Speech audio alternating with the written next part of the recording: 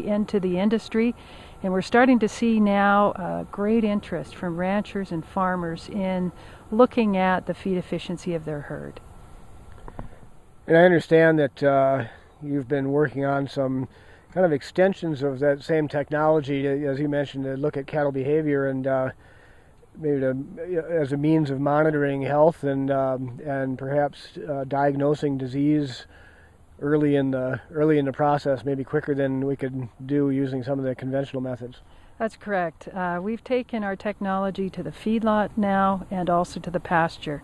And we're starting to find that feeding behavior changes. So a change in how an animal eats or visits the feed trough, and also a change in water intake, the frequency and duration at the trough, as well as how much an animal drinks, gives us a great deal of information about an animal becoming ill.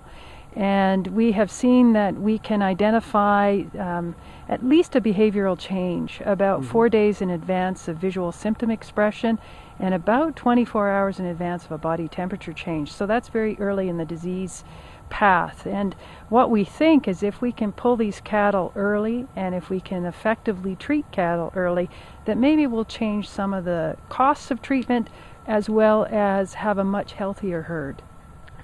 I've seen some of those systems in operation, and maybe you could tell a little about how it works with using electronic ID and also sensors and weight sensors and so on that allow automated monitoring of all the cattle in a feed yard pen, for example.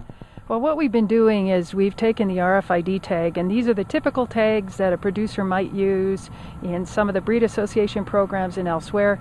We have an animal RFID tag, and every time an animal visits either a point of consumption, a feed intake, a bunk, or a water trough, we start measuring certain things. At the feed trough, we measure feed intake of the individual animal, and we measure also the feeding behavior. At the water trough, I think the water trough system has enabled us to reduce the overall cost of our technology. We're monitoring anywhere up to around 300 animals in a pen at one time.